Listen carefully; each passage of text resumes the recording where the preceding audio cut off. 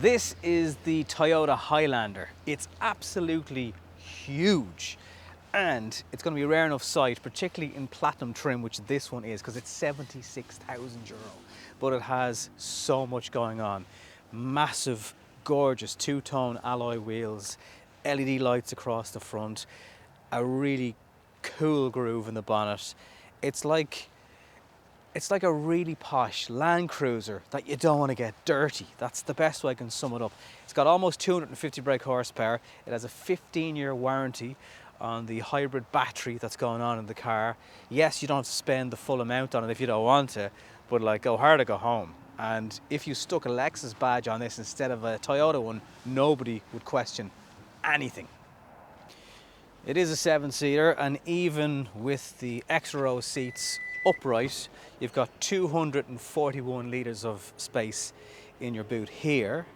You can adjust individual angles on these seats to give yourself a bit more room if you do need to use this boot only. Under here you can store things like your parcel shelf, and there's a toolkit down there as well.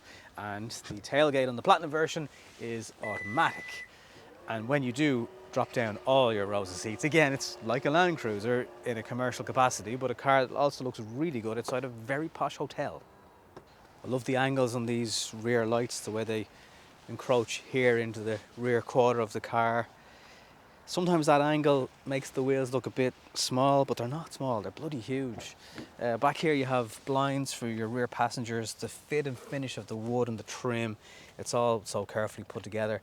Then for your extra row seats, you can adjust the legroom by moving this middle row of seats a bit forward. The legroom is really, really good. You get automatic climate control in the back with heated seats, and you get USB charging in the back also. This glass roof that floods in the light into the car. And just, I mean, look at that rear bench and how plush it looks and the quality of the materials used. Again, I'll just say, stick a Lexus badge on it and nobody would bat an eyelid. If you haven't jumped on a sub on our channel yet, please do consider it. And let me just start by saying the screen we get here in many parts of Europe is not what America gets. Make the American screen great again, they did it. But this screen is what you'll get in the Yaris. And it's kind of one of the only things I can nitpick at the car, because everything that surrounds it, the climate buttons, the defrosting windscreen, the air-cooled and heated seats and heated steering wheel, and all the buttons and the fittings, it all looks really great. The high black gloss, the stitching, there's so many places to stick things. Like, here's your wireless pad for your phone, but you could stick a pet under here. Like, you'd get a Chihuahua underneath that armrest. That's how much space there is. You've got trail mode if you want to take it off-road for extra grip. These seats, I mean, look at the quality of the leather and the pattern of the quilting on it. You look at the stitching, the heads-up display, just the whole package feels so premium, as it bloody should for the price. Don't get me wrong, like, it is not a cheap bus, but you do get the vibe. And I had the same thing with the Volkswagen Touareg. It's a car or SUV you'd be happy driving for the next 10 years beyond. I don't think you'd actually ever get tired of it, because it's just like wafting around in pure luxury. Fuel economy, tell you on the drive. You do have a bit of a sacrifice going on for your all-wheel drive, heavier car. It can tow brake capacity of 2 tons, by the way. If you are curious, could you get all the dirty stuff in a trailer on the back? Might be an option for you, but trust me, you're not going to want to get the inside of this mucky, because it's just so lovely. Again, the center screen, it just lets such a fancy car down a little bit, because there's not much going on. Like, yeah, you hook up your CarPlay or whatever, and you've got some setup options, and you can see things such as the fuel economy on the screen, but it really needs to come into 2022, which it's kind of not there. But I do think you'll forget about that, and you'll enjoy all the other trappings that the car has to look at. The gear shifter, the steering wheel, all feels exceptionally wonderful. And there's so much space, like, you could actually live in this thing. You do still get that CVT gearbox sound. However, and Lane assist amongst many other safety gadgets. There's a kind of a throaty noise to the engine. So even when it does do that sound that typically means I'm under strain, please go easy on me, it actually sounds alright. I don't know why they don't put that same acoustic thing into a lot of Lexus models, because it would really sharpen up the sound of it. As you can expect from a vehicle this high, visibility all around you is massive. You can see everything you can see for miles. Miles, I tell you. The seats have got air-cooled and heated options, as does the steering wheel, well, heated option. And you do kind of feel a bit king of the roadie in it, you know. It, as I've said throughout the video, it's like a posh Land Cruiser. So I can tolerate the noise, it's alright. Really don't mind it. Despite the bigger alloys, it is quite comfortable over smooth road surfaces. I'm not saying you don't feel the odd bump, and now the texture of the road surface has changed and it's just got a little bit noisier inside the cabin. So there is a good bit of tire noise off it, just depends on the surface. The hybrid assist in the car really means you can pull away smoothly from a set of lights or slow moving traffic. You mightn't hear the engine come on at all.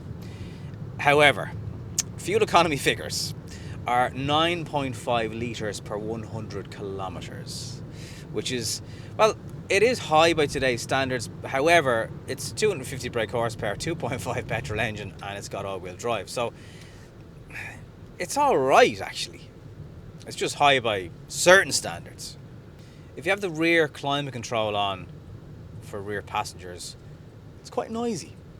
So squeezing away from these lights here now, I haven't noticed the engine coming on, but I can notice the indicator because it's very bloody noisy.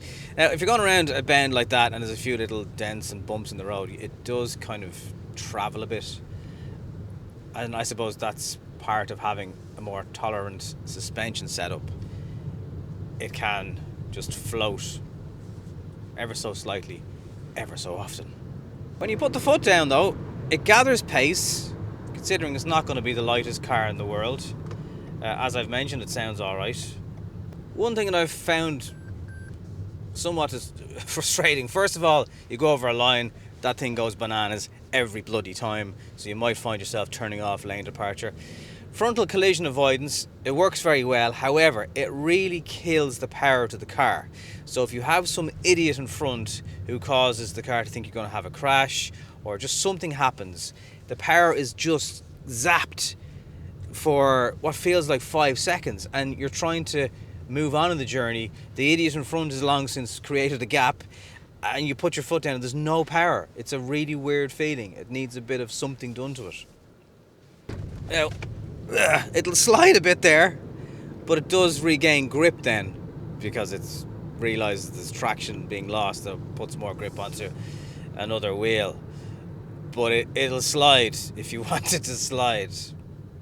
Make no mistake. It is a vehicle though, if you had to travel from Donegal to Wexford, stopping off in Cork, I think most people would be quite okay with it. It's very comfortable. It's got all the driving aids and cruise control and radar cruise that you need. The seats are wonderfully supportive and comfortable. As I've mentioned, it's not too hard when conditions afford it. And on this platinum version, you've got your JBL speakers and just a few nicer touches that, you know, make you in the front comfortable, and also the heated seats and climate and the rear blinds and everything in the back. It would be perfect actually if you've ever been on holidays in somewhere like Thailand or somewhere. Sometimes if you get a chauffeur to pick you up at the airport, but it's not really a chauffeur, it's like an airport shuttle chauffeur. If you were picked up in one of these, that would be quite normal. And actually I think you'd get into it and go, we've arrived on holidays, darling. Because it would feel very nice and very luxurious and spacious and room for all your bags and just a nice place to sit after the end of a long aircraft journey. And equally, if you had to travel by road across Ireland, I think you would feel just as refreshed. Maybe not quite, because it won't be as warm as Thailand, but you'd be all right. And I know this is not going to be everybody's cup of tea. Look what I'm just about to say as I sum it up. But if for some really crazy, mad reason you want to spend almost €80,000 on a posh Toyota Land Cruiser, I don't think you'd actually be disappointed. I mean, assuming that you're already at the space where you're okay with spending that money on it because you really like Toyota, then I don't think you'd be very disappointed whatsoever. If you're used to driving BMW X5s, it may not be the same. But my God, is this good, and my God, will it go on forever, and my God, I really would drive it for the next 10 years and be okay with it. Fully get it, not going to be everyone's cup of tea. It's an awful lot of money for a Toyota, still an awful lot of money for a Lexus badge if that was on the front. And it's only going to be a car you're going to see handfuls of around Ireland. America, I'm sure these things would sell like hotcakes. Fuel economy, price, but Toyota reliability and the premiumness of it, like, it would put many, many higher prestige brands to shame. And if you've ever had a certain view of Toyotas and what they stand for, this is a vehicle that would just change your mind about it, because you'd be like, really? Jesus, I didn't know they could even make a car like that. Trust me, they can. It's gorgeous, but damn expensive. Thank you for getting this far with me on the video review today. This has been the Highlander. If you win the lotto, stick it in the garage for, I was going to say off-road, but I just wouldn't want to get it dirty. Thanks for watching.